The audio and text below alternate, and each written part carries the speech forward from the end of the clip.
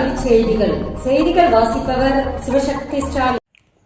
TNPSC group 4 பணியிடங்கள் மேலும் அதிகரிக்கும். கட் ஆஃப் மதிப்பெண் குறைய வாய்ப்பு.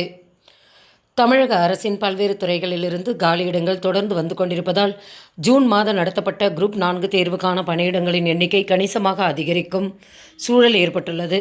இதனால் கட் ஆஃப் மதிப்பெண் குறைய வாய்ப்புள்ளது. தமிழக அரசின் பல்வேறு துறையினர் இளநிலை உதவியாளர், தட்டச்சர், சுருக்கெழுத்து பணியாளர், கிராம நிர்வாக அலுவலர், பில் கலெக்டர், ஆவின் ஆய்வக உதவியாளர் போன்று பல்வேறு பதவிகளில் காலியாக உள்ள 6244 இடங்களை நிரப்புவதற்காக கடந்த ஜூன் 9ஆம் தேதி ஒருங்கிணைந்த குரூப் 4 நடத்தப்பட்டது. ஏற்கனவே அறிவிக்கப்பட்டிருந்த காலி பணியிடங்களின் தேர்வு முடிந்த பிறகு செப்டம்பர் 11ஆம் தேதி கூடுதலாக பணியிடங்கள் சேர்க்கப்பட்டன. ஏறத்தாழ 10,000 பணியிடங்கள் வரலாம் என தகவல் அறிந்த வட்டாரங்கள் தெரிவித்துள்ளன. மேலும் விவரங்களுக்கு டிஎன்பிஎஸ்சி இணையதளத்தை பார்க்கலாம். 2 முதன்மை கல்வி அலுவலர்களுக்கு இணை இயக்குநர்களாக பதவி உயர்வு. அரசாணை வெளியீடு.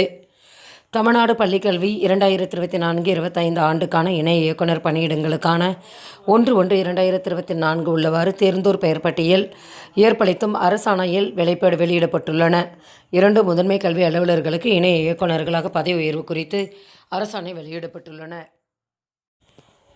ரயில்வே துறையில் 8113 காலி பணியிடங்கள். விண்ணப்பங்கள் வரவேற்பு.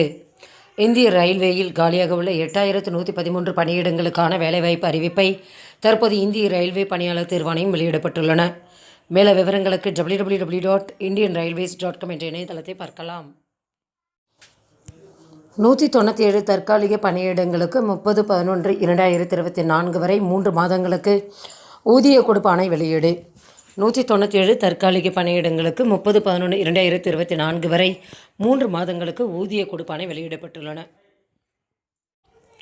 10/11/12ஆம் வகுப்பு துணைத் தேர்வு எழுதிய தனித் தேர்வர்கள் தங்களது அசல் மதிப்பெண் சான்றிதழ் மதிப்பெண் பட்டியல்களை தேர்வு எழுதிய மையங்களில் பெற்றுக்கொள்ளலாம்.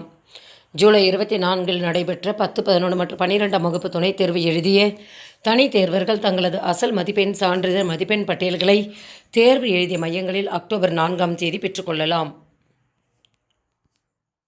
செய்திகள் நிறைவடைந்தன. வணக்கம்.